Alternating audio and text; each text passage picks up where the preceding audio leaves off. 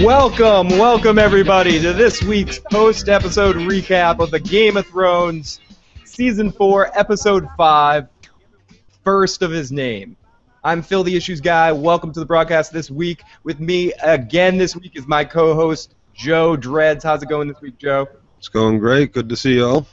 Yeah, we're really excited to talk about this week's episode. If this is your first time here, please make sure you use the comment section. Comment away anything and everything you feel about this episode this week, or anything that we have to say, all the silly stuff we're talking about. Please comment away. You can also check out this podcast on iTunes and Stitcher. Please do that as well. Now that we got all that out of the way, I'm Phil the Issues Guy. As I said, first of my name. Are you Joe first of your name? Are you first of your name, Joe?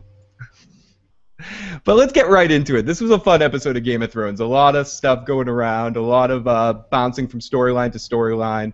It reminded me more of the last couple of seasons rather than slow moving on one or two things. We bounced around to I think it was 3 different storylines tonight, maybe even 4. So we have a lot to talk about, and well, plenty of time to talk about it. But let's get right into it. We started off tonight at the Iron Throne, as we were getting a path through dark places to King Tommen. Yes, King Tommen. He is going to become king. He is the first of his name. The Child King. The Child King. Yes, and right from the beginning, we get a vibe that this is going to be a better run than with Joffrey. You know, Tommen's a much better guy. I think. I don't think we have to worry. I think Sir Pounce is safe. Which I'm really happy about. I was worried about Sir Pounce for a little. I'm glad we didn't meet Sir Pounce when Joffrey was still alive. It was almost like when Alf was alive and the Tanners had a cat, and Alf's chasing around the Tanner's cat. You gotta hide the cat. Yeah, you knew the cat was just doomed someday. Exactly. So when they were saying the speech for King Tommen, we do hear Cersei's and Tywin's voice cut through long may he reign, which is really interesting because of the fact that without much setup, you can understand that Tommen's going to be very much a puppet to Cersei and to Tywin, or specifically Tywin.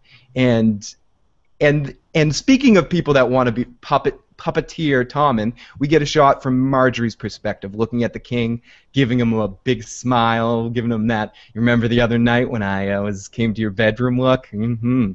And right in her line of vision, we get beep, beep, beep, beep, beep, beep, beep, bitch alert, bitch alert. We get Cersei just steps in the path. And I got to admit, this scene did not go exactly the way I expected it to play out. I expected Cersei to make her way over there and give Marjorie the stop looking at my son type of look. But no, she hotlined it through the room, cut through the crowd, passing through like the party, like they're ignoring everybody else, pushing everyone else away. I think she punched a few poor people while she was crossing through the room, kicked some people while they were down, stabbed someone in a wound.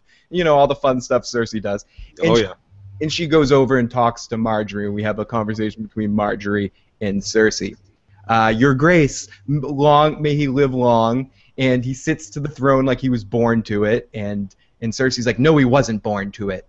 And Marjorie, who always knows what to say at the right moment, like she knew what to say to Brienne when Brienne was talking about Renly. She knows how to bring. I still mourn for Joffrey too. Yeah. Did you see all the looks though? Every time Marjorie opened her mouth, Cersei gave her a nice look. Do you realize who you're talking to? Yeah. Oh, the bullshit coming out of your mouth. She wanted to bitch slap her. She really wanted to. Who do you think you're talking to? Marjorie's a smart girl, but there's an old saying that goes further back than anything in Westeros. You don't try to bullshit a bullshit artist. In this situation, it was like, young girl, I've been at this game a lot longer than you have. Don't try to play me. He would have been a nightmare. And she's like, come on, girl. You're so happy right now. He didn't love anything. I won't love anything as much as I love my firstborn son, but what he did shocked me. And you know me. You know what kind of woman I am. Do you think things shock me? I've seen all the Evil Dead movies and the Faces of Death, and they don't scare me. I watch them. I'm Cersei. Fuck that. But she loved her son for who he was. Exactly. She loved her son. Even though he shocked her, even though he freaked her out. Yep, there's many instances. There's every mother of a monster doesn't think their son is a monster until, But that's the thing. I think what she's saying in that situation is even one step more than that. She's saying that I knew he was a monster. He scared the crap out of me, and like you said, I loved him anyways. Yep. She knew there was nothing good about this guy, and also you get the feeling like she spent so much time investing in Tommen. I mean, excuse me, investing in Joffrey, that she feels out of the loop with Tommen right away. She spent so much time with the daughter and with Joffrey. I don't think she really knows Tommen, so she's in a panic moment right now where she's like, I have no influence over my son. I'm not going to have the kind of influence I want, which is the whole basis of this conversation that she's having with Marjorie here. That she basically this, like I said, this kind of shocked me what she was saying. She said that Marjorie says Tommen has the chance to be the first good king ever, and Cersei's like, yeah, in like 50 years that there's never been a good king, and what he needs is good people influencing him. He needs a good queen. He needs your guidance. And this is when Marjorie kind of calls Cersei on her bullshit and goes, wait, what do you mean? You're his mother. You're the one that pulls the puppet strings. Right. And you're his mom. Yeah, you're gonna do it. Why aren't you being the one here that's wants to be all John Cusack from being John Malkovich with the puppets here controlling John Malkovich? It's Cersei seeing exactly what's going to happen. She knows her father's going to want that anyway. You know, she knows that and she even has that conversation with her father later about what alliances need to be made in the Seven Kingdoms in order for them to be successful. Yeah, I agree, but this just seemed surprisingly conscious and thought out for Cersei. You know, she really felt to me like almost a little different in this moment, that she doesn't always think of the long game, of the long con. She's in for the immediate thrill of the moment. She doesn't think about things from the extreme of at that moment realizing how much her family needs the Tyrells. It's weird. I think she's just thinking about it as, I don't have influence on the king. My father is immune to my bullshit. If I kiss this girl's ass and she has influence on the king, maybe I'll have some influence too. I think that was a big driving force for Cersei in that moment. And exactly. And we talk about this stuff sometimes. To my memory, this was a little different than it was in the books. Probably because the Tyrells are more of a force now than they were in the books, and more characterization to them. So we need a little bit more of who Marjorie is and Cersei's interaction with her trying to struggle. But this is just a precursor to Tommen's reign and seeing how the power struggle is going to change at King's Landing now that Joffrey's not in charge and doesn't have Cersei as the evil Jiminy Cricket on his sick little shoulder. So after all this, Marjorie kind of starts playing Cersei because she realizes her hand. She realizes she has hand on her, and she's like, "I'll call you sister," or I'll call you mother. Stab. Yep. Exactly. We see these evil eyes coming from Cersei at the end of this scene, just like. Yep, the daggers just keep getting bigger. Like the daggers flying from her eyes get bigger and bigger throughout that whole conversation. Oh my God, she is so upset in that moment. Because it's if you remember the quick brief interaction she had with Oberyn and the barbs that they exchanged at that party a couple episodes ago, it's quite the different conversation with just as many little barbs thrown out there and a much different tone of the whole thing as well. You know, as much as the trying to build some sort of alliance with Marjorie and everything, you know, I gotta say Cersei's so conniving. It's about more than that. It's probably going to be about getting close enough to her to, you know, than rather being close to Tommen. It's getting close enough to her to find out her secrets to, you know, to get her out of the picture altogether. Yeah, to have any sort of power. Exactly, because you got to figure that Cersei has some sort of evil conniving plan. There's another angle there aside from another angle. She's not that smart. She doesn't realize things so much. We do have a question on. Oh, she's that smart. She's that smart. She was smart enough to know. Oh, Ed just came to me and said this. Got to kill him. Well, not kill him. She didn't want him dead, but got to arrest him. Got to do it. I think she's smart, but do you think she's the smartest, or if you were ranking the Lannisters in order of intelligence, what would the power rankings be? Tyrion #1, Tywin, and then who's smart? Who's the smarter? I don't know if I go Tyrion 1, Tywin. I think in a few years maybe Tyrion, Tywin, but I gotta say we'll give Grandpa a little bit more his due for his age and being around and being a king's hand to many different kings and then I'm going to say maybe of course Tywin, Tyrion. Yeah, we come to our question.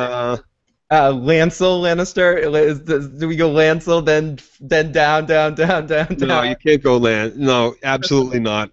I'm kidding. Yeah, but there might be other Lannisters that we don't know of that, of course, are smarter than the twins. Let's get to the basic question: who's the bigger dumbass, Jaime or Cersei? They both shine so bright in the moon, you know. So. Speaking of someone that shines bright in the moon, I'm gonna say Jaime. Jaime's the bigger dumbass. Jaime's the bigger dumbass. Decisions his whole life based on. Jaime's a bigger dumbass. Based on bullshit allegiances to king. So you agree with Tywin? You've served two ridiculous kings that didn't deserve your service, and what have you done? You wasted your life. So your major team Tywin when it comes down to it. Well, and here's the thing, as the point made out by Katie is she's the one that leads Jaime around. Cersei's the one that leads Jaime around by his penis. Here, little boy, come on. And that's only just changing now because of the cold shoulder, but in fairness, it's the rapiness. I would say, I'm ignoring that. In fairness, I would say it's about 60% heart and 40% penis with Jaime, with Cersei. Yeah. I'd say a lot of it's heart. Let's be real. Speaking of my heart and speaking of a shining light, we go to Daenerys Stormborn of House Targaryen, the Khaleesi, and her 17 other Cassius Clay's nicknames, as we pointed out last week. and we looks like a dragon and stings like a Dothraki whip. A whip, okay, whip or Dothraki work. And so we're off to Dany in group with Barristan, not Dario, and Jorah, and they find out that Joffrey is dead at his wedding. And Dario and the Second Sons took the Meereenese navy without asking. They got 93 ships with about 9,300 men. And Khaleesi, Daenerys, Dany wants to know. I feel like I have to say 17 names every time I say her name. Like, we can't just say, "Oh, Dany." No, you have to say like at least Mother of Dragons, Dany. Khaleesi, Daenerys, Stormborn, Mother of Dragons, freer of slaves of old Valyria. Yeah, I think you're about there. That's enough. It's like your intelligence on Game of Thrones is like mathematicians with knowing pi. How many names of Daenerys?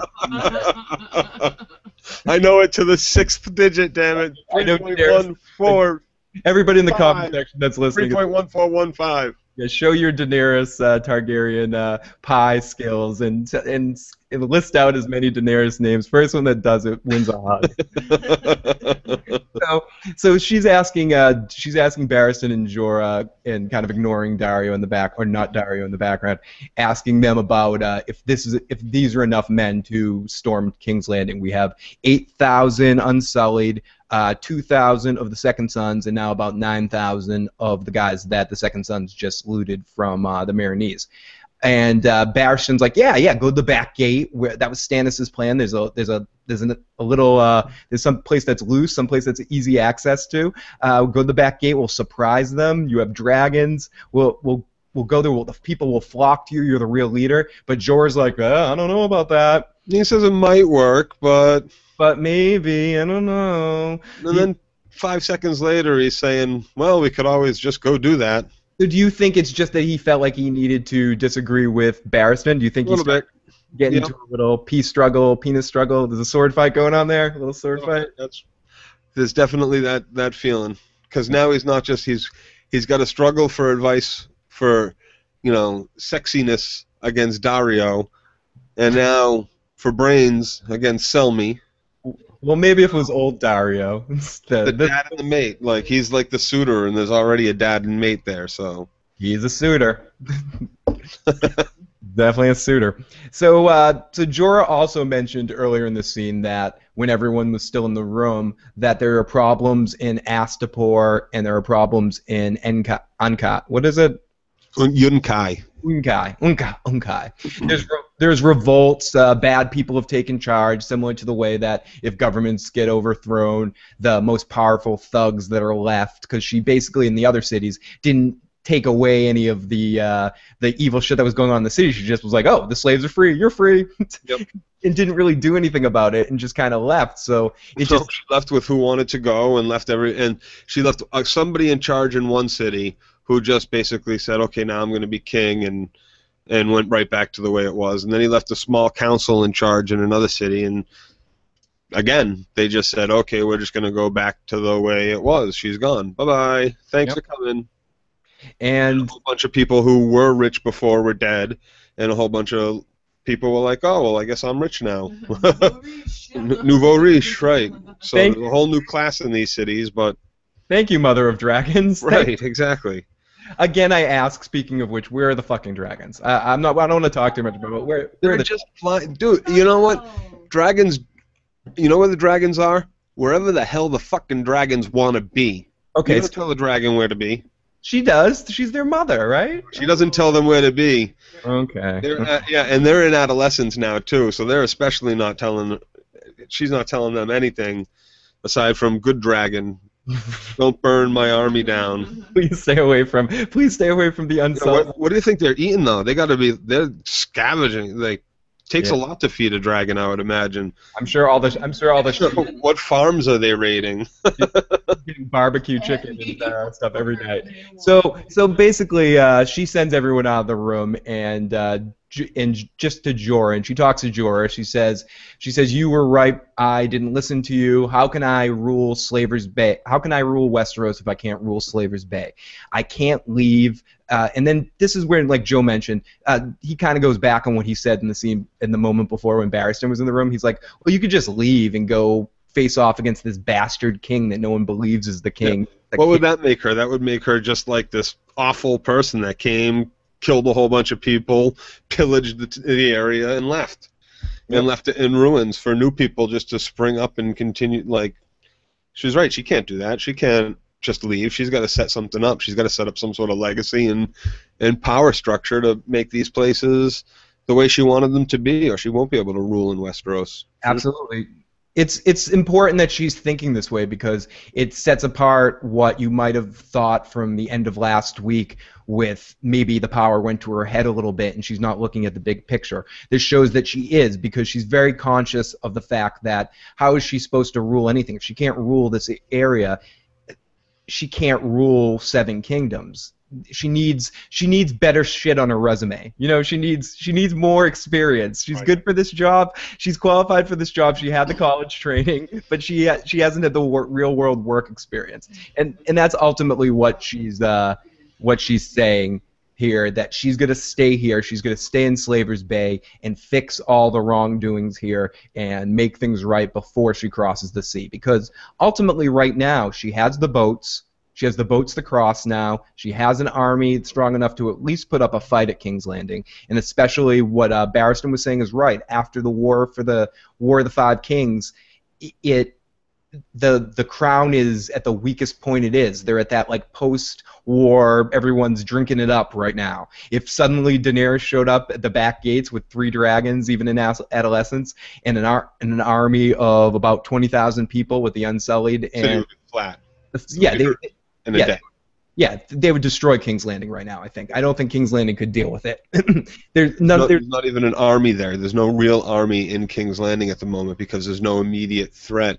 Stannis has somewhat of an army, but most of it got scattered after the Blackwater, so he's kind of just held up on the island. It's pretty impregnable Dragonstone there, so, you know, what's he going to do? Yeah, they're in bad shape. So right. I think Daenerys made the right plan here to kind of build up more of her name, play in the minor leagues for a little while before she comes to the show. So I think this is a smart plan on Daenerys' part. So we go from Daenerys to Littlefinger and Sansa arriving near the Vale. I got to admit, I love Littlefinger. He's one of my favorite characters, and I especially love just love the idea and like everything behind him. But someone pointed out in a message board that I'm a part of, this website called Beamly, that you could check out for shows, accompaniments for shows while you're watching programs. Great stuff. But someone pointed out that they're kind of annoyed by Littlefinger's voice, and since they talked about it's now I hear it all the time. It's like when someone starts making fun of Kurt Cobain squeaking his voice when he sings, and next thing I know, I hear it every time, and I'm like, isn't there like a How I Met Your Mother thing about that? Maybe, yeah. It's like once you hear, yeah, shattering the glass. Once the glass is shattered, you can't not see it anymore. and Littlefinger's voice and how he enunciates. Well, when you rewatch Shanghai Nights, I think you'll see that it's just his voice. That's this guy. Everything he's in, he has that same kind of slithery kind of like. I mean, it's not that I don't like it. It's his shtick. I just notice it all the time. Yeah. And what my point was, when he arrives at the scene, the first thing he says to Sansa, essentially he's trying to tell her to hide herself. I couldn't understand what the hell he said. I rewound it like 4 times, and I couldn't make out exactly what he says to her. But I think he says something like, hide yourself. Yeah, and then she puts her cloak up. She puts this big overcloak hood on so that, because she's supposed to look a lot like Caitlyn did when she was young. And Caitlyn and the Lady of the Vale here are sisters, so. But for whatever it's worth, let's get into this because I don't have seen her in court and know what she looks like. You never know who was there and who wasn't there on whatever day. This is one of those things that's very much changed from the books, just from a subtle point, because they don't want to put the poor actress through shit. When she arrives in the Vale in the books, and I don't want to talk too much about this stuff, but it is worth mentioning that I believe she cuts her hair and colors her hair a different color and goes through more of a transformation. Yep. In the show, what they're playing it off, and Littlefinger kind of tries to play it off as no one around here knows what you look like. They just know stories about you. So. Right. So it's not going to matter if people see you. In the books, they make it a big deal about him forcing her immediately to change her appearance, and that is something. Someone pointed that out to me that was a change, and that was definitely. And it's a big change too, because that whole making her change her appearance is something that's going to force her even more so out of her comfort zone. It's something that used to like reprogram her mind to make her even more submissive, to make her lose who she was and become who he wants her to be. It's a very important step. It's a complete loss of identity. She can't look in the mirror and even see the girl she was when she was at Winterfell, or even at King's Landing when she was dealing with all this stuff. But by taking that off, it's going to be a little bit more of a change to her character and how things unfold and stuff. So. Yeah, and so it sets it up that it's more of a emotional pressure that she's under rather than an emotional and physical pressure of being roughed up and pushed around a little bit in this sense. Right. But so Littlefinger, they arrive near the Vale, and you get the first look at the bloody gate. And we have Littlefinger talking about how one man can destroy 10,000, and talking about how the mountains protect the Eyrie, and how no one could penetrate this bloody gate. Yeah, we get some good backstory in the books about the Vale. Yeah, about the Vale and some of the battles fought to take it and everything. It's pretty cool, but. And also, we've been to the Vale earlier in the series, but we got a much better visual coming from the gate to see the big tower and see as they were walking. This was a very good visual on the show. Amazing perspective, amazing. I was like, wow, breathtaking. I paused it because it's supposed to be extremely hard to get up into that tower too, like a harrowing climb, or like a you have to ride like a pulley thing to get, almost like an elevator, drawn by oxes and stuff to get up into this thing. And we hinted at this a couple weeks ago, but Littlefinger also talks about how controlling the Eyrie is, because of the way it's all set up, it's just a mine for money. And anyone that's set up there can quickly gain a lot of power really fast. And you're also protected and insulated, and can insulate with a very small force. Essentially, why Lysa Arryn is such a crazy, and how you're almost scared when you go in that area, because they have complete control of that section because of all the power that the area that they possess. So after this, you have to walk through this valley, this valley of cliffs on both sides, where these armored men just rain down arrows, stones, pitch, and we see them. It just doesn't bombs, everything, just whatever comes, and you have nothing. You can only be three people wide. Baelish says it's a pretty narrow. That's like a slaughterhouse right there. Yeah, nothing you can do about that. That's like Helm's Deep stuff. That's if you make it through. Remember all of Tyrion's wild men? Yep. I forget what the Tonk or I forget what the guy's name was. The guys that he gave all the axes and shields to. The Big Vanguard in Tywin's army. Friends, yeah. The guys, you and your mountain men, the crew from the extras from Braveheart. Yeah. Right. So we see Lysa, good baddie, crazy Lysa, and I want to call him John Jr., but Robin, right? His name's Robin. Is that what? Robin, yeah, or Robert or Robin. Robin, yeah. I think it might be Robert, but they were pronouncing it like Robin, and I'm sure I'll be corrected in the comments for whatever his name is. But I swore they were saying Robin tonight, and he yells, "Uncle Peter!" And Uncle Peter brought him a beautiful gift for a beautiful boy. And Sansa tries to lie about who she is, and saying that she's Peter Baelish's niece, which was this niece. Niece Eileen, I believe he said. Niece Eileen, easy for me to say. And she goes, "You don't need to lie to me. I know who you are.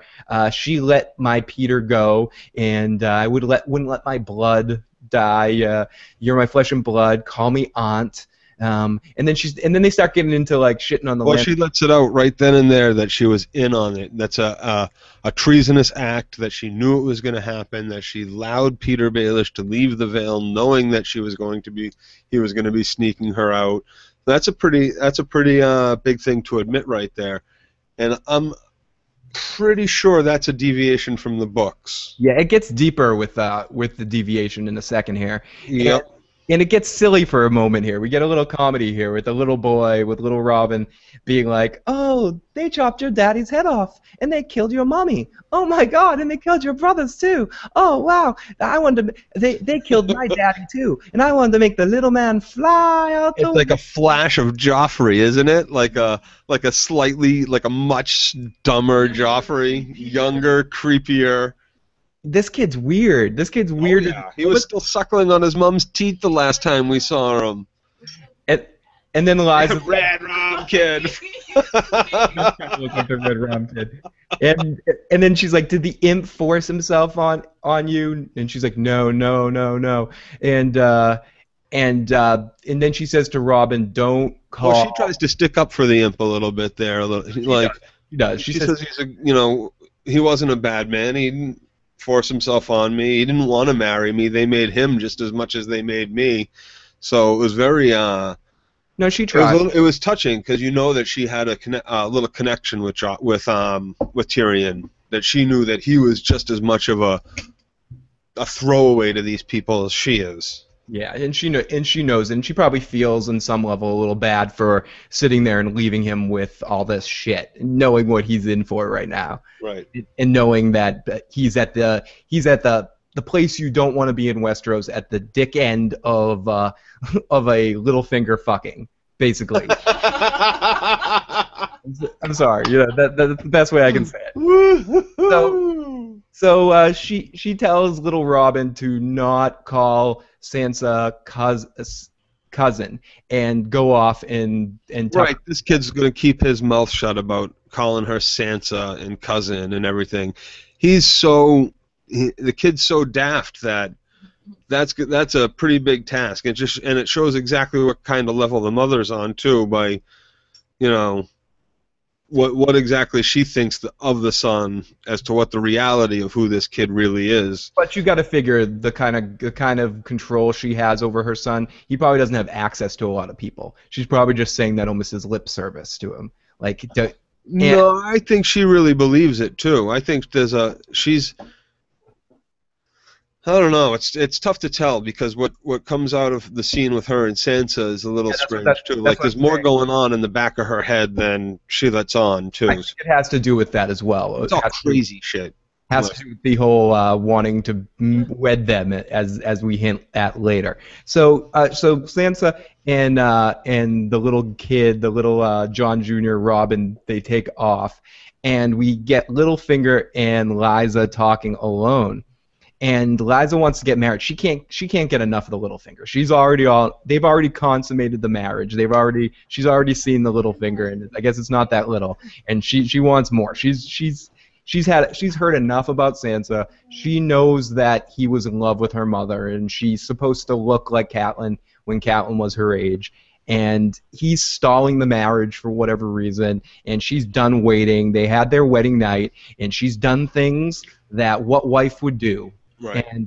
And then it just comes out of nowhere. She just says it in passing. Littlefinger told her to poison Jon Arryn's cup. She did it. She did it all. And to send the letter to Catelyn. And to get the whole death of all the Starks thing in motion. Basically to start the whole thing. And yeah, that's a thing now. That's apparently, this was all Lady This is all revenge for what we find out again, brought up that how Brendan, the oldest Stark, almost killed him when he challenged him for her hand in marriage because Catelyn was promised to the older Stark rather than him because he loved her. Oh. And then we cut over to Sansa in bed, who can't get comfortable. Oh yeah, and then what a Littlefinger does to shut her up here, because she's about to be like, I could tell everybody that you're at fault for this. So Littlefinger, who automatically knows how to assess every situation correctly, knows that this is the moment to be like, okay, fine, we're gonna get married right now, tonight.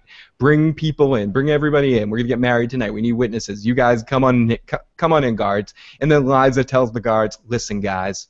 I just want to warn you, tonight when my husband makes love to me, I'm going to scream like the worst porno movie you've ever seen in your life. Like Debbie does the whole Dallas Cowboy. I think I spaced out for the end of that conversation. I don't remember hearing that. I think I was just so in shock.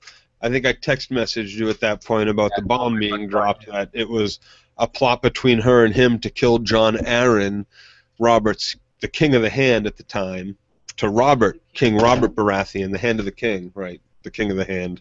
I can't believe they released that information that matter-of-factly. It's almost similar to what they did last week with Lady Tyrell, Elena Tyrell, Grandma over there, admitting being responsibility for the Joffrey situation. Right.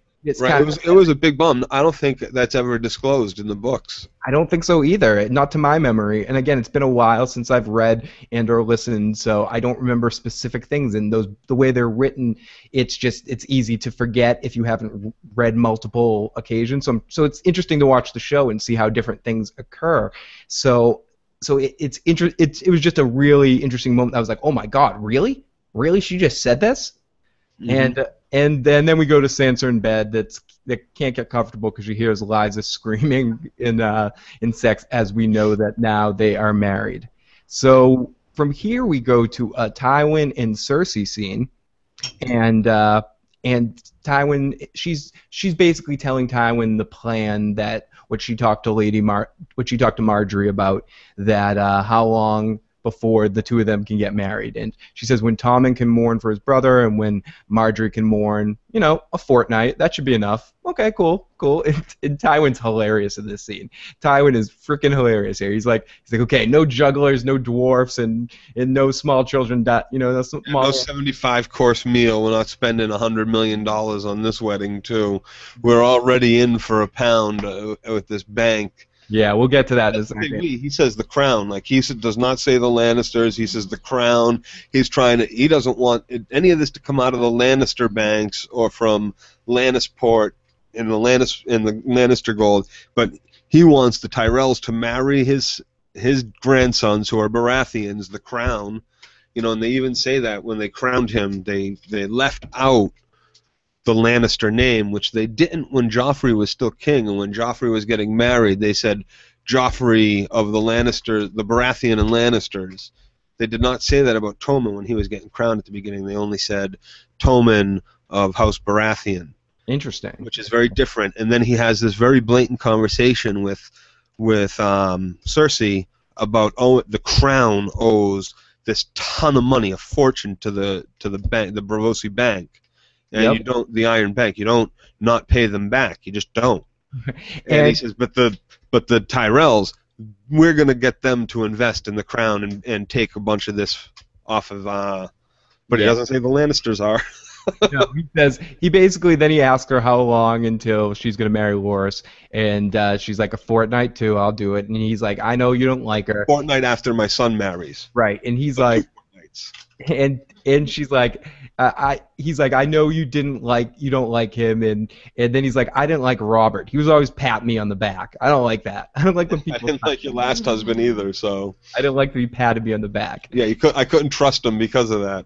Yeah, and he says that the Tyrells are their only true rival, and he said we need to keep them close. Robert won a war, and that's how they collected money. Basically, he tells Cersei, as Joe was saying, he tells Cersei that the Lannisters are dirt poor, that their mines have been dried up for a long time, and all the money that they've been getting, he's been borrowing from the Bank of Bravos. Well, let's point out here too that. Something else that he says that I don't think was in the books, which is pretty important. He says that he paid for Robert Baratheon's rebellion. Yeah, that he does say that. And that's that when he shows up at the gates to King's Landing, and this is talked about many times in the series here, that he was supposed to be the savior of King's Landing when he showed up. For the Targaryens. Opened, he sacked the city. Yep. And so if anybody had known that he was backing Robert Baratheon with money, he never would have been able to show up at the gates like that. So that's a big tell that he had something very big to do with the Robert Rebellion and the overthrowing of the Targaryens, where he was once even Hand of the King to Targaryen, and then to go to a point of overthrowing them. Something really messed up had to have happened in his life, don't you think? I think this is just one of those moments where we're supposed to learn that Tywin Lannister, if anything big happens in Westeros, Tywin Lannister has his hand in it. Or Peter Baelish. Or Peter Baelish. Yeah, exactly. This goes to something or Varys. It's really, I mentioned this. No, Varys just knows about it. He doesn't have a finger in it, maybe. The spider just knows. Speaking of which, another episode that I missed a little Varys sighting. No Varys. Yeah, he has a nose, not a finger in it. Not even a little one. So he talks about how he's dirt poor and he needs the Tyrell to save the crown's ass, as Joe was mentioning, and then Cersei somehow changes the subject to Tyrion, and Tywin says, "I know you're building a case against Tyrion, and that's your job as a mother and as someone that cares about your son and as the Queen Regent, but I can't talk to you about this. I'm a judge." And she goes, well, you basically disowned Jaime because he wouldn't start a family and move to Casterly Rock. What do you think you should do to Tyrion because Tyrion killed my son? What do you think? What? What, Tyrion? Before she goes, yeah, I don't want to, okay, we won't talk about it, but I'm going to talk about it. This goes to something we were talking about last week. I think Cersei thinks kind of towards what I was saying, that she thinks that somehow Tywin's going to try to find a way to weasel Tyrion out of this, to not die. That maybe it's sending him to the Black, maybe it's keeping him locked up forever in a cushy tower somewhere, whatever. I think Cersei thinks that that Tywin's going to protect Tyrion somehow, and she just wants to make sure that that's not going to happen. Of course, he's been he knows. She's wanted him dead forever. Tywin's kind of wanted him dead or gone forever. But Tywin also wants to save face. And Tywin knows that Tyrion, for all his faults and shortcomings, no pun, yeah, sure. knows that he's a good guy and knows that he didn't kill Joffrey. Yeah. So I think it's a safe bet that she's thinking Tywin's going to do for Tyrion what she tried to do for Ed Stark, and make him take the Black and just be gone that way, forever cast up at the wall to freeze his little ass off. But she doesn't want that. She wants him dead. Yeah, she wants him dead. She's absolutely convinced that nobody can tell her otherwise that Tyrion did not kill Joffrey. Just to connect, it goes to what Tyrion was saying last week, that even if someone presented the evidence and threw themselves at the court and said, I did it, she'd still think he did it and still make him responsible for it. And part of this also stems from how she feels about what he did to her daughter and sent her off to Dorne, and that whole vibe and just everything. And when it comes down to it, again, like I was saying last week, I think Tywin's feeling about the whole situation is if he wanted to kill him, he would have drowned him in the river the day he killed his wife. Tywin just wants him out of the picture. He just doesn't want to deal with him anymore. Cersei wants him dead for killing her mother. Wants him dead and has never not that Tywin forgives him, but Tywin's just like, he's a Lannister. I don't want him dead. I just want him away from me to never deal with him. I never want to deal with this guy again. Whereas Cersei does specifically want him dead. So here we go off to a bat crazy scene. We get this was one of my favorite scenes of the episode. We go to Sansa and Lysa, and Sansa's eating lemon cakes. And I guess we find out also that Catelyn Stark liked the lemon cake too. She used to eat food all the time, and even Catelyn Stark got a little fat. And the daddy Tully had to put her on a diet because she was the oldest daughter and she was set to marry Brandon Stark, and Sansa starts being a little worried about her weight, and Lysa's like, no, honey, go and eat, and then she's like, where did you get the lemons? I didn't know they grew lemons out here at the Eyrie. And she's like, oh, Peter brought them back for you because he knows how much you love lemon cakes. He cares for you, and you're very lucky. And right at this point, suddenly the music kicks in like we're in a horror movie. And we suddenly get the eerie music, that's no pun intended there, the eerie music. And oh, why do you think he cares about you? And Sansa's like, I'm half Tully. Oh, yeah, he's sweet. Do you know that Brandon, do you know your Uncle Brandon almost killed my lovely one? And do you know what Peter does with his whores? Do you know all the awful things that he does with his whores in the Vale? Do you know what he do? Are you pregnant? Are you pregnant with Peter's baby? Are you doing it? She turned into like crazy Glenn Close, bringing up the dead cat to Michael Douglas. Like totally psycho crazy. Every time she gets something nice done for her, something awful happens immediately after. It's unreal. Like, just everything. Anytime. Just right down to the lemon cakes. When life gives you lemon cakes, Sansa, be sure it's going to go sour in your mouth. Oh my God. Poor girl. She just deals with everything. Everything bad happens to her. She's like the drummer from Spinal Tap. And if anyone who hasn't seen Spinal Tap, every time they get a drummer, he dies from mysterious causes. She's either that or the drummer from Def Leppard, right? Oh, but at least she can play drums with her one hand. Oh, fair enough. Oh Jesus! It's awful.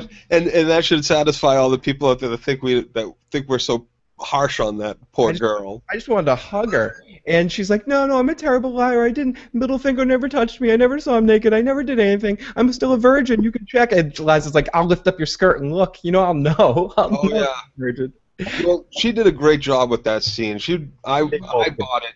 It didn't feel like crocodile tears. It didn't feel like she was really trying to get that out there, and I felt the emotion from her. I was very happy with her performance in that scene. Even the aunt, she was, wow, she does batshit crazy really well. Yeah, really crazy. Almost as good as the sister in Why I Married an Axe Murderer. I'm gonna kill you, you little son of a bitch. She went super crazy. It was, and I think the music just adds so much emotion to that scene. Yeah. And yeah, the actress that plays Sansa did that perfectly and played the fear and just had that out of the frying pan into the fire look on her face this whole time, because I think when she gets there, not again, yeah, and then she drops the bomb. Don't worry, you're gonna make a great little lady of the Vale for my Robin. The music just stops like a record zip. It's like, zzz. Oh, don't worry, don't cry, don't worry, and it's poor girl. You just wanted to give that poor little girl a hug and be like, I'm sorry, it's not gonna go. Because I'm sure when she showed up at the Eyrie, her first thought was, or when she got on the ship with Littlefinger, she's like, I'm screwed, Littlefinger's here. And then she met her aunt, and everything seemed normal. Well, not only I'm screwed, but she just killed the man that just saved me from King's Landing. Yep. Had him murdered right in front of me. Right, Dantos. Oh God. The first thing she sees freed from King's Landing is a murder. The guy that freed her from King's Landing. So. Oh yeah, it's just a bad day for Sansa. Yeah, with Littlefinger's little snarky little. Yeah, Sansa, you're just as pretty as your mother. I know that's a horrible impersonation. No, that was pretty good. That was pretty good. I'm trying to think of like some movie when someone has a really bad day, like a Die Hard movie when it's like Die Hard with Die Hard Sansa with a vengeance or something. It's just like everything goes bad for this poor girl. Mr. Bean. It's just sad. Well, speaking of a Mr. Bean moment, we go from here to Brienne and Pod, where we get some bumbly Mr. Bean Pod moments showing his best. Oh God, and it's such a great contrast. Those are later. Don't we get a Hound and Arya? We get Brienne and Podrick first, and he's having trouble. He hasn't been on a horse for a while. She says he should have stayed back at King's Landing. It's not going to be a pleasant journey. They're going to head to Castle Black and find Jon Snow, and Brienne's like, leave. I don't need a squire. And he's like, all knights have squires. And she's like, I'm not a knight. And he's like, I took an oath to you. I'm not going to go away that easy.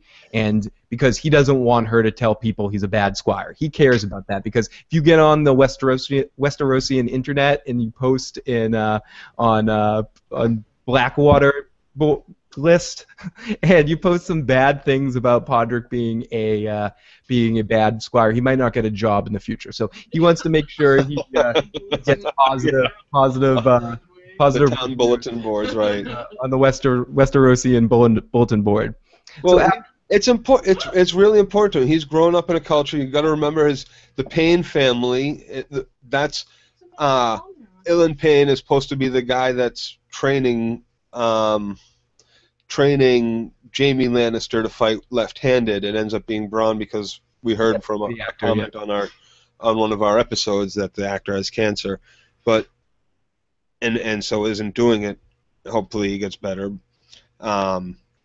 So he comes from a family that's high in court. They may not be this like super lordly family, but the Payne family's known, and he wants to do good by his family, and he's earned a reputation, and he's not going to just abandon her. What would that say? And she asked him, what would they say? They'd say I was a bad squire.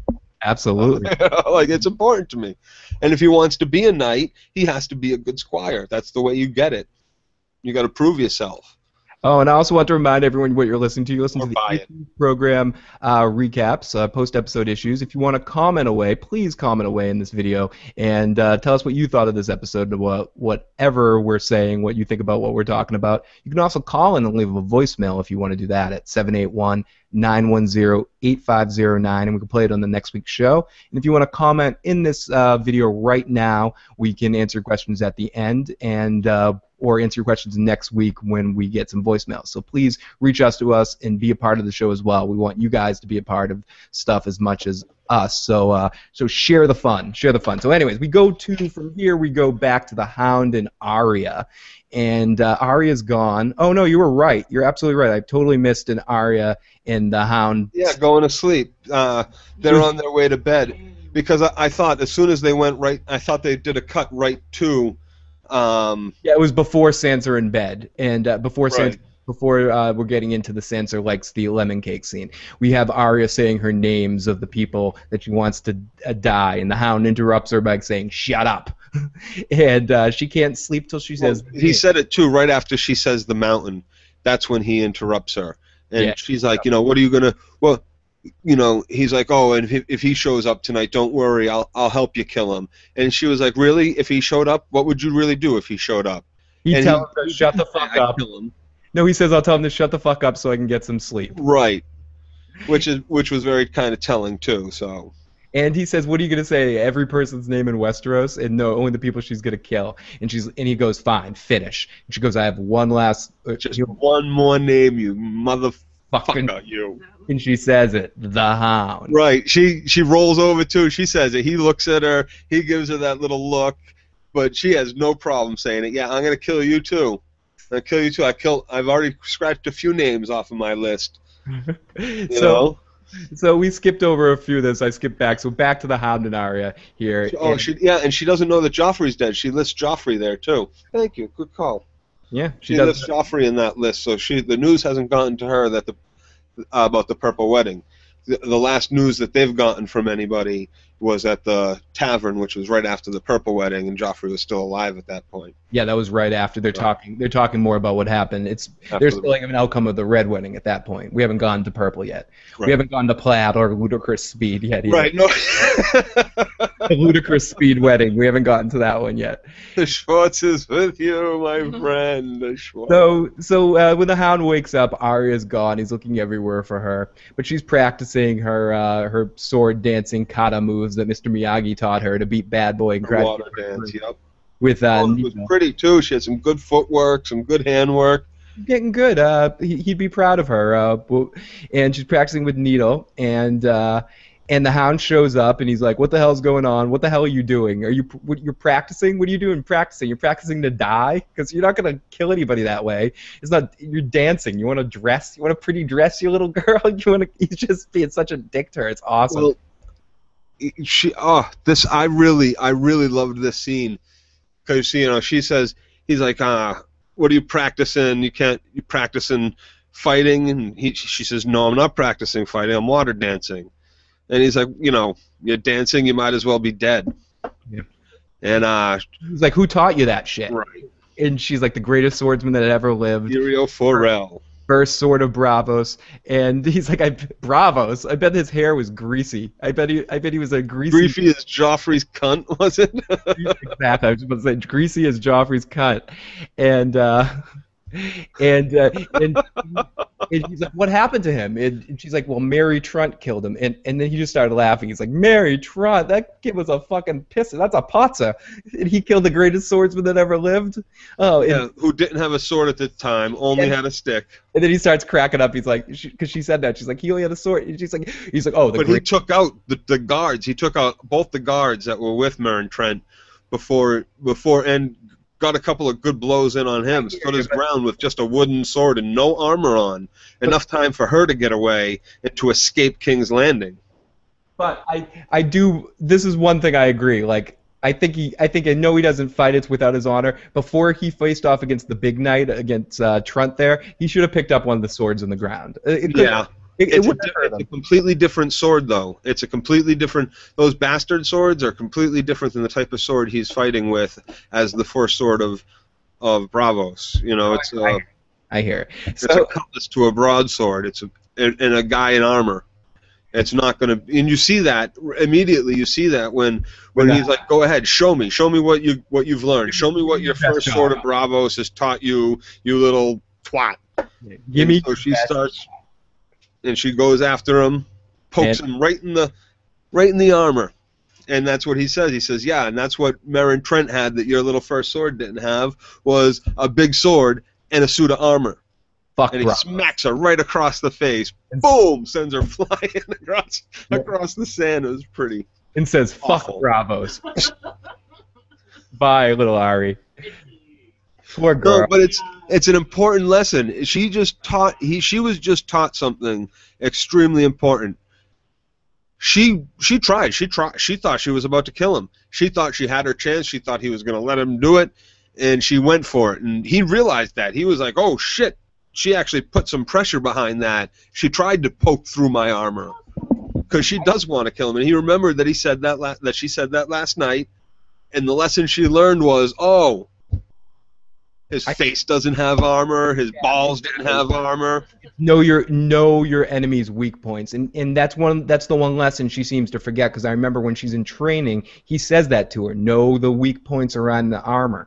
She just in rage kind of stabs him face on. If she really wanted to kill him there, she would have stabbed him up in the neck. She would have put it right through his neck. But absolutely dead guy.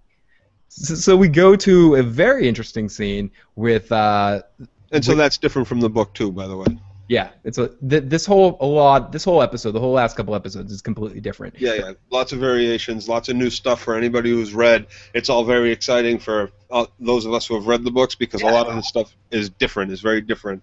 It's really makes it exciting to see, especially when it's serving the themes of the story just as well, just in a slightly different imagined way. I like that, and I like I like that you're getting more nods to what I hope to be the future of the series with what we saw last week and more things that we saw this week of things that we're going to see in later books of being hinted early on because they have to hint at things that are going to happen at the end of the series. In television, just a different medium. So it's really exciting. We're at a really exciting time to be a Game of Thrones fan.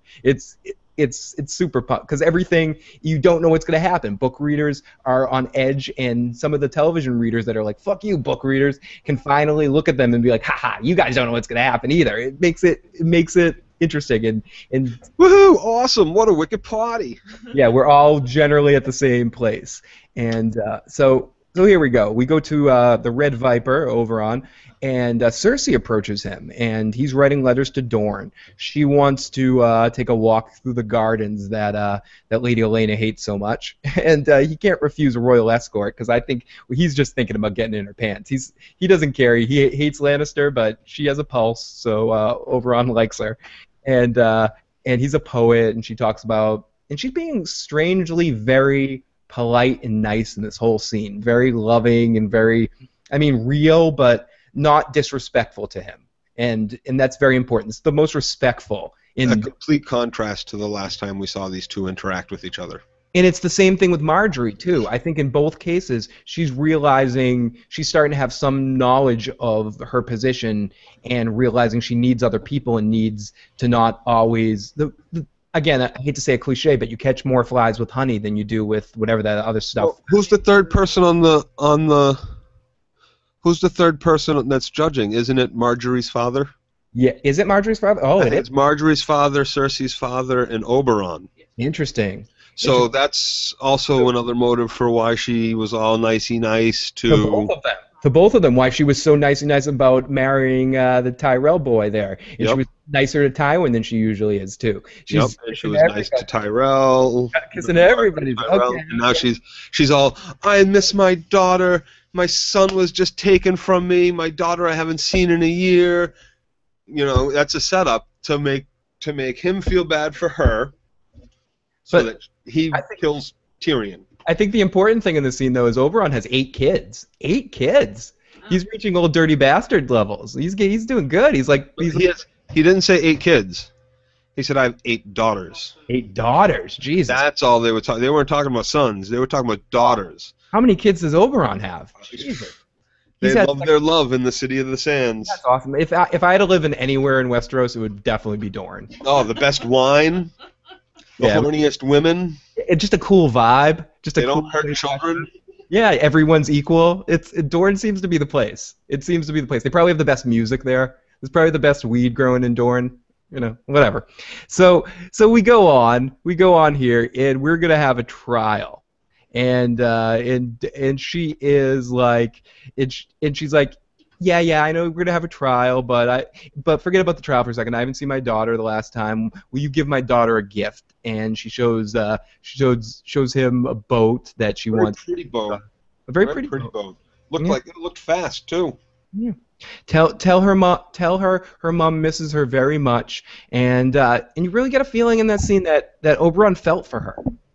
He really felt for her. He connected to her because she says something about how with all my power I couldn't help my son, and with all your power being this great warrior, you couldn't do anything to help your sister. Your sister, who was married to Prince Rhaegar, the Mad King's son.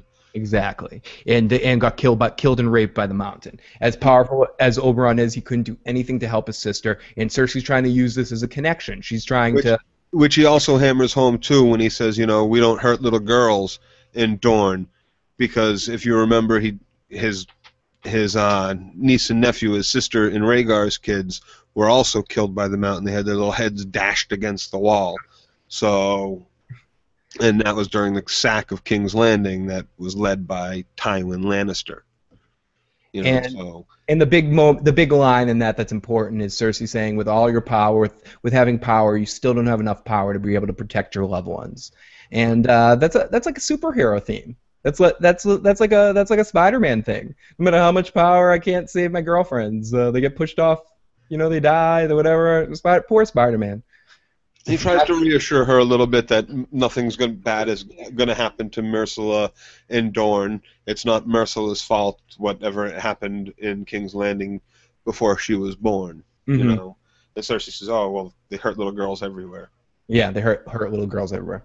So we go to Podrick after this, cooking a rabbit. And he's burning down the camp. It's like some idiot. Remember when we went camping once with one of my exes that forgot that she needed to boil water before cooking pasta? She's like, oh my God, you realize you mean you gotta boil water before you cook raviolis? Yes. Exactly. And I had to pretend that stuff was delicious. But so Podrick's trying to do the same, and he's trying to cook a rabbit without. Oh, he doesn't even skin it. It's probably got all its insides in there. Look at it with the fur. He forgot to skin the damn thing.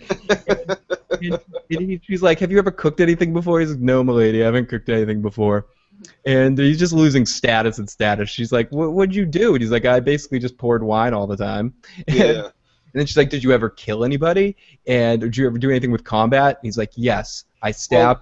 Well, she start taking off her armor first, I think. Yes.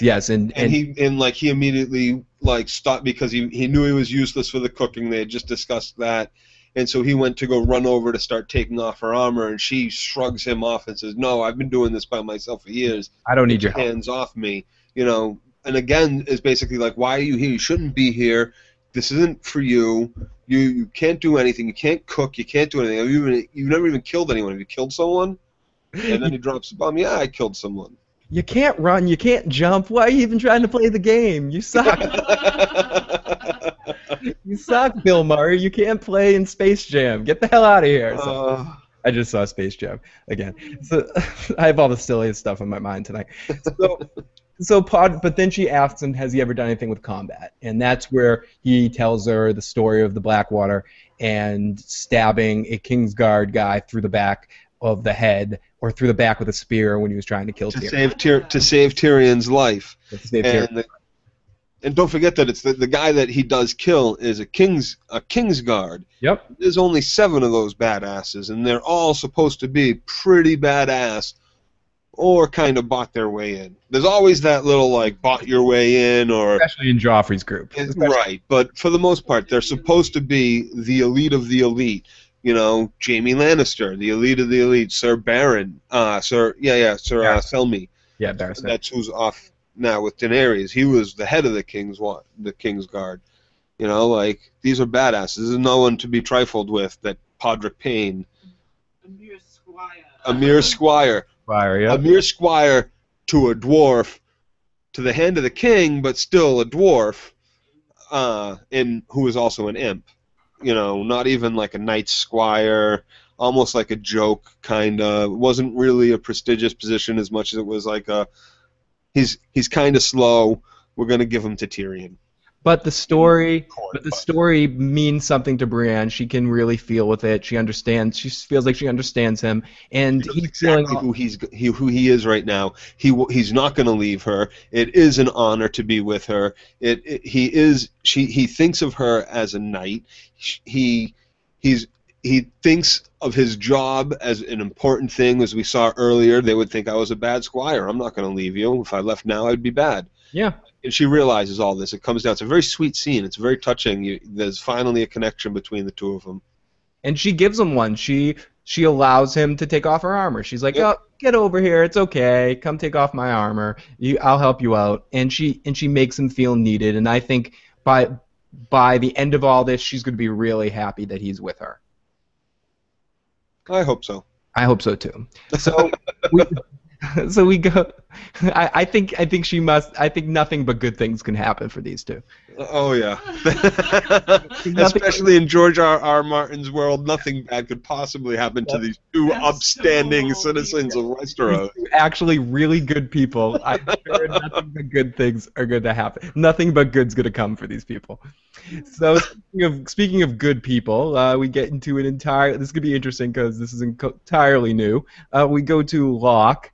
And we see Locke scouting out the people at Craster's Keep, and he sees where Brandon and Hodor and Mira and Jojen are. I had to actually look up those people's names because I kept calling them the Reeds. So I just want to make sure that I do know who they are. So Jojen had enough stuff to do tonight that I gave a shit about him enough to want to learn his name, instead of just thinking he's some Jonathan Brandis lookalike kid that I'm like, I don't give a crap about you. Go do a movie with Chuck Norris or something. So Locke's scouting out Craster's Keep, and he sees Bran and Hodor and the Reeds. And Bran thinks he hears something, and he sees footprints. And the Reed guy says, he basically sums it up in saying, you mustn't let anything stop you. I know you get out of here. I know you get to the giant tree, and I've seen it, and I know we're all going to be there. So you need to get there no matter what happens with you, happens to us. You need to get there. And while this is going on, while they're having this conversation, in the background they do some, we're getting the visual of the weir tree in the back behind Bran, who's tied up against a log in this like shack room at Craster's Keep. But because Jojen at the time is in this trance, he's in this very trippy trance, he's seeing something. And he's seeing more than just what's in front of him. He's seeing more than just Bran. He sees a weirwood tree that they're trying to travel to, and he's really trying to impress upon Bran. No matter what happens to any of us, the one thing you need to make sure you do is to continue north. If I'm not with you, or if she's not with you, the only reason why any of us are here is for you to continue north. You got to stop everything. Nothing else matters except for you to continue north. And then he's looking at his hand while he's talking to him, and his hand is on fire too, and he alludes to something pretty. Now, do you like the way Game of Thrones does that stuff? I mean, Game of Thrones is famously known, at least for the general people that are into the show, and for King's Landing and all the stuff that happens at King's Landing. Do you think the show does a good job at conveying the visions and the magic type stuff? Do you enjoy the way the show does that? Is it how you want it? I think they do a decent job. I think there's some of the visualizations of some of the places I was a little disappointed with. The House of the Undying, I didn't really like that much. Yeah, the House of the Undying was a little disappointing, and I thought like Westeros itself was supposed to be much bigger and more like 25,000 people are supposed to live in Winterfell, and it never felt that big to me. Mm-hmm. I think that has don't convey the scale of how big Westeros is supposed to be in some cases. It has to do with budgets and the fact that it's a TV show, not like right, exactly type thing. And that being said, I really do enjoy what they do. This scene that they did with Jojen talking to Bran and the visualizations that were going on behind, I thought was a great way to show us that it wasn't just a conversation between Jojen and Bran. It was a conversation between a seer and another seer / warg / whatever the frick Bran is going to be or is, and that John Connor of this world. Right, and this was something that isn't in the book. That particular scene, because none of this Craster Keep crap is in the books. I think that's funny the way Jojen said that, though, because it was almost like he said that to the camera. It was almost like an aside where he's just basically like, Bran, none of this matters. None of this matters. You're getting north. This is all just bullshit. Right, I've already seen it. Like, and essentially he says that. He says, forget about all this. None of it matters. He saw it. Jojen read the books. He knows Bran. He knows this isn't in the books. He's like, I know this is just an interruption in my story. Yeah. We know it goes like he rented Spaceballs the movie and he watched ahead. He knows. Yeah, he's got. You're now. This is now. It's just what's. Sorry, I just threw like 27 references in a second. I know, two of them in one. Without even trying, that was totally by accident. Spaceball references. So I guess it has to do with the day, it being May the 4th.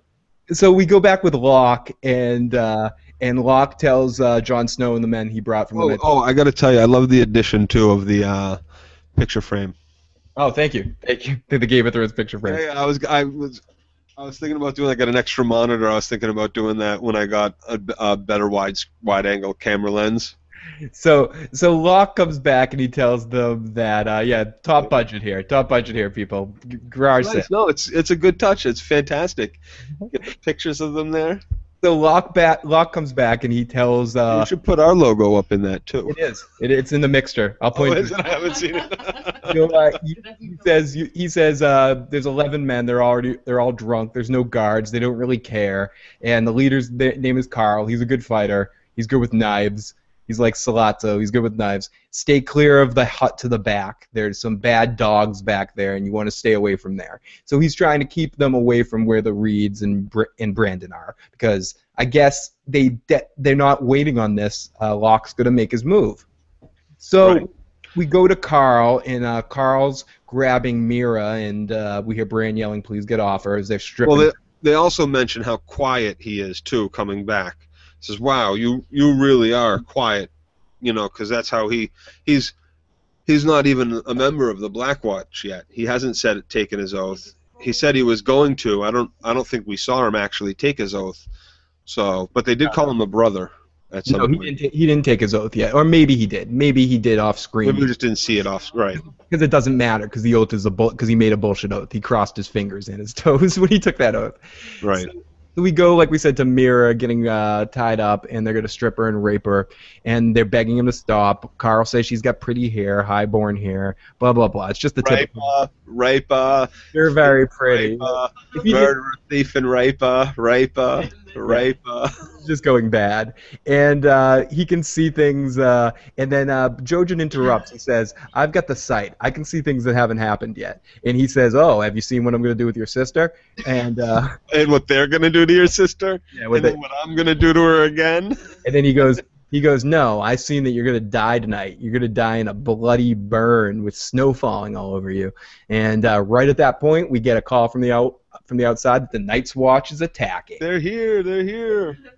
And English are I was just about to do a little Paul Revere there. The English are coming. Side note, this guy that plays this real jerk off here at Craster's Keep, he's also in that new series on AMC, Turn. He's like this real asshole British general too. He does this real asshole character really, really well. And I saw him just recently, like 2 days ago, in Pacific Rim, that Charlie Hunnam and Donkey Kong movie that came out. Yeah, the Ron Perlman movie. Ron Perlman. Talking about Sons of Anarchy and all the Donkey Kong references. Right, and he was in that, and he played a real nerdy scientist type. Good range. I really like him. I'm enjoying his performance in Game of Thrones a lot. Nice. A lot. Death was awesome. So Snow kicks in, and we get a really cool action scene with Jon Snow kicking major ass and Locke kicking some ass. A nice battle as Locke separates from the battle and goes towards where Bran and the rest of the group are. He goes in there and he goes, "Is Jon with you?" Or Brandon says, "Is Jon with you?" And he goes, "Are you Brandon Stark?" And Brandon kind of smartly zips his lip and goes, "Why do you want to know my name?" Well, the cat was out of the bag immediately. He goes, "Oh, is Jon with you?" He's like, "Oh, that's Bran." But he still cut his leg to make sure. He still did the litmus test. It's like checking to see if it's a founder. When you know it's a founder, you check the blood to see if it changes into it. Sorry, it's a Deep Space Nine reference. Yeah. But he still was like, when Brandon shut his lips for a second, he didn't know for sure that because they were all down on the ground, so he cut his leg and he said, "Oh, cripple boy, you're Brandon Stark and you're gonna go for a little ride." And he grabs him and starts to bring him out for a ride. As Jojen says, "Do it, Brandon, do it." And Brandon, he does. He mind melds. He Vulcan mind melds with Hodor. He jumps right into Hodor. And I think we had a comment on our video from last week. One of our viewers predicted this. Yeah, I was hoping that it was going to happen, and it did. Congratulations, you win the prize. Yep, you win the prediction prize. You win the prediction prize. We don't have a prize for you yet, but we will one day. And it's a thumb up. Yeah, thumbs up. Ding, ding, ding. Congratulations for being the smartest one in the comments. Your own middle finger. And yeah, he chokes him out. He chokes out Locke. He rips his throat out. Oh yeah, he's choking. He's like choking him with one hand, and then takes his other hand and just like almost rips his head off. Yep. Like. And then he jumps out of poor Hodor, and Hodor looks at the scene like, "Oh my God, what did I do? I'd never hurt anybody." Poor Hodor. Yeah, he's not a killer. That's something last week. Yeah, now he's something horrific. How could Brandon do that? How could Brandon? Right. How could he do? He had to do it. It was do that or die. He could have controlled the horse. Well, I think Hodor realized, Hodor got over it pretty quick. Bran snapped him out of it. Hodor, get over here and cut me. That's because he's a simpleton. Cut the ropes off of me. He's like a cat that forgets from 5 seconds. You swat a cat down, he jumps back up. Hodor's a simpleton, as Jon Snow put it last week. So after this, Bran sees Jon Snow. It's kind of what we predicted was going to happen, something along these lines. He sees Jon. He starts yelling out to him. Jon can't hear him. And Jojen comes and says the day after Hodor broke them out, and he goes, "You can't see Jon. You can't talk to Jon. You know why? Because I listened to Phil and Joe's post-episode issue show, and they said if you talk to Jon, Jon's going to take you back to Castle Black, and he won't let you continue on your mission." And he listened to us, and because he's smart, and that's what happened. He couldn't. He says we have to go let Summer out. They actually had to reshoot those scenes this week after watching our cast. Yeah, it's true. So. That's a very true story. And he says we need to let Summer out. But by letting Summer out, we also know who else they let out. Yep. They must have let out Ghost as well, which I'm jumping. But we don't see Summer, do we? Summer doesn't show up. Just. Yeah. I think they don't do this scene, so we'll have the giveaway at the end when we see Ghost. So because if they show us them getting Summer, they'd see them release Ghost too, and then we just it would give away. Because that's a more important reunion is the reunion with Ghost and Jon than Summer with Bran. With Bran, yeah, no big deal. We're gonna see that a lot, Right. and for everybody out there who forgets, Summer and Ghost are brothers as well, found in the same litter in season 1. So even though they were in prison, they probably were psyched to have some one-on-one time from cell to cell, smelling each other and remembering the good old days of being back in Winterfell. So we get our one-on-one battle. We get our one-on-one battle between Jon facing off with Carl, and Carl's like, "You're gonna bring me back for trial," and I mean, I could get into what they say to each other, but basically they just have a knockdown, drag-out fight, and Jon basically loses. He gets his ass kicked by this guy. It shows how good of a fighter this dude is, and he's about to kill Jon, and one of Craster's daughters stabs him in the shoulder from behind. And he turns around to be like, "Bitch, what are you doing to me? What are you trying to do? I'm gonna kill you. I'm gonna kill you." And right as he's about to choke her out, Jon stabs him from the back, and we get a visual of the sword coming right through his head. Right through his head. Get the feeling there for a second. He's not just gonna kill Jon. He's gonna just cut off his hand, and we're gonna be left with Jon just like Jaime, handless and useless at the wall. Oh, that would be a sad story. That'd be a lot of depression. Yeah. That'd be sad. I wouldn't want to. That was great. It was really fun to see that sword come poking out of his mouth. Yeah, great visual, and skull fucked with a sword. And he asked her, so hard, my sword's gonna come popping out the back of your mouth, bitch. And she asks him to come with them, and they go out, and they said there were 11 of them. Where's the last guy? And they talk about how they lost four brothers, and then they find Locke, and they said they lost 5 brothers. And Jon's a little freaked out. He's like, how the hell did this guy die? This is why you don't poke the lion in the cage at the zoo. So after this, we get the last guy running away, and because he did poke the lion, or the direwolf. Bad boy. Quick aside: Joe was once to the zoo, and he was banging on the cage of a gorilla. And I didn't bang on the cage. Yeah, you did. You were banging on the cage. I don't want to get too into this. You were banging on the cage, and the gorilla I was just standing there. Just ran and bongo drummed the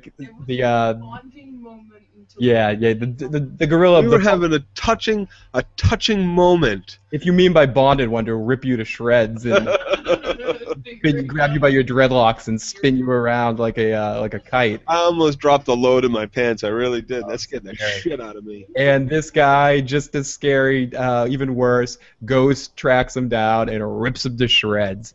And oh gosh, it was really awesome. And it was such a cute puppy moment. And just at that point, Jon Snow, right after that, looks out the door of Craster's Keep as he's piling up all the dead bodies. And who comes wandering through the woods to come out? It is Ghost, and we get an amazing reunion. I like to watch this scene again in slow motion with really happy music. dun, dun, puppy. Yep. We get the lick of the face. We get a great reunion. Oh, puppy, he missed his boy. Oh, he did miss him. And then all Craster's daughters, he goes, why don't you come back with us to the Night's Watch? We'll find jobs for you. And the daughters are like, no. We got raped by a bunch of Night's Watch people. We got raped by Crasters. We don't trust anybody.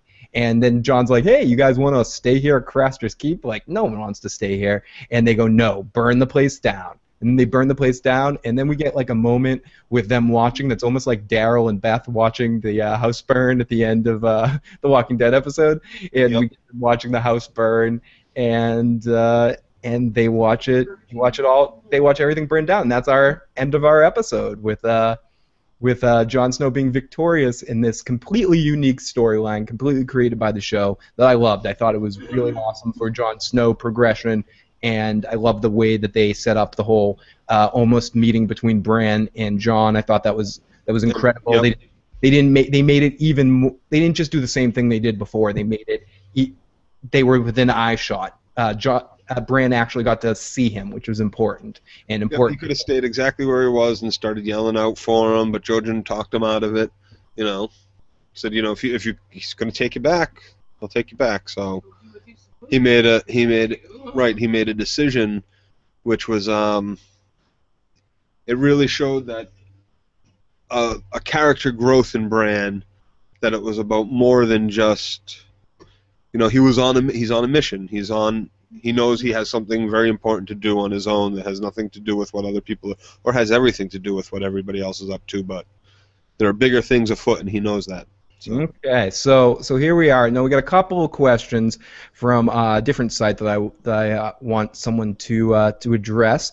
Diana Adams says, "This is so far from the book. Cersei never said offers about her kids to Oberyn or had any civil conversations with Marjorie." Yeah, we talked about that a bit. No, she didn't. It was definitely set up a little bit different. I think it was set up to show that Cersei's a little bit more aware of the situations, and everything was a little different. I just think we're playing a different game here. It's a different Game of Thrones. Yep, she's definitely calculating, and it's a deviation. She's very focused on getting Tyrion put to death, and that's what she wants to happen. That's exactly what she's going for. So she's gonna, you know, sweet talk Marjorie, sweet talk Oberyn. You know, there's a lot of things going on in King's Landing. Even you got to think, you get the feeling of the way the books are written, and even the way they do the show is that even though we see certain things happening, you know, there's many other things going on. Baelish has been doing all of these things behind the scene that we haven't heard about or haven't seen, setting up Sansa's escape and the poisoning of Joffrey and all this, which happens in the book too, except you never see it there either. So there's still things going on in this world that you don't see, and the things that our main characters do that we don't know about, and we're getting a little bit of that in the series with these scenes. The biggest problem with the difference between the books and the movie or the show is that the books are from characters' perspectives, where the show is a standard narrative that's seeing things from the wider perspective. So it makes sense that when you're hearing things from other people's perspectives, there's a wonderful thing. If you haven't had a chance to do it, because I don't own Blu-rays, so I can't get a chance to watch this, but if you check out on DVD on YouTube, if you search Blu-ray extras for seasons 1 and 2. Someone has posted them. You can hear a lot of backstory about each of the families, and it tells a lot of the history and tells different people telling the history and telling the same story and telling it slightly different. So for anyone that hasn't read the books that wants some of the book backstory and not to be spoiled, and you can get some of the history behind it, those things can be very important because it's characters from the show reading parts of chapters from the book. That's awesome. I want to check that out. Really cool. Definitely check that out. Got a couple more questions or a couple more comments. Well, I'm going to ask Phil if you can try to find that, or I'll try to find that. We'll try to link it in the comment section below for people. Absolutely. We'll definitely do that. And you've got to assume that the showrunners had this is from Forbes Ireland. You've got to assume that the showrunners had an end plan, though, to deviate so far from the books. Only time will tell. Yeah, we don't want to get too far into that because we don't want any spoilers, but you're absolutely right. Absolutely right. And one more. Let's find it. Stupid Squire, you burned my dinner. Yep. I think the writers are trying to humanize Cersei. Too late. I don't think the writers are trying to humanize her. I think they're just trying to. I think Joe hit it on the head perfect. I think she's just trying to cover all her base. I think this is part of a bigger plan to make sure Tyrion goes down, to kiss the ass of all three judges. I don't think this is really humanizing Cersei. I think we're going to find out later that this is just Cersei being Cersei, and part of a bigger plan. So I think that's a good time to end, Joe. Thank you very much. We will be back next week to talk about more Game of Thrones, and I will be back tomorrow night to talk a little bit of 24. I think I'll be back tomorrow night, but keep an eye out for when the 24 cast. And Joe might be joining me later on with 24 down the road a little bit. But we're going to talk about a little 24. So this isn't it for post-episode issues this week. There'll be more. So check out the videos. If you made it this far in the video, please comment away and tell us you've made it this far. It means a lot. And comment away anything you thought about this episode or any questions you have. We try to respond to every single comment we can. Keep subscribing, share with your friends, do all that fun stuff. We really appreciate all the support along the way, and that you're listening and enjoying or not enjoying what we have to say. We enjoy you pointing out moments when we're wrong because. Yeah, exactly. It shows you're listening, and we love the show, but we're not pretending to be experts. We're trying to be people that really love the show and want to know as much about Westeros as we can help. So anytime you guys correct us, it actually helps us out. So we appreciate all that. Yep. So follow me at I Got Issues Man. You can follow Joe at Dirty Dreddy. Dirty Locks. Dirty Locks, yeah, like Goldilocks but dirtier. I'd like to thank the 11 people that are listening to us live right now. Thank you very much. We love each and every one of you. Appreciate that. And all of you that are listening right now on Stitcher or iTunes, thank you for subscribing or putting us in your playlists. And if you haven't done that already, you can subscribe here and here on Stitcher and iTunes, so do that. Thank you very much, everybody. We will talk to you next week.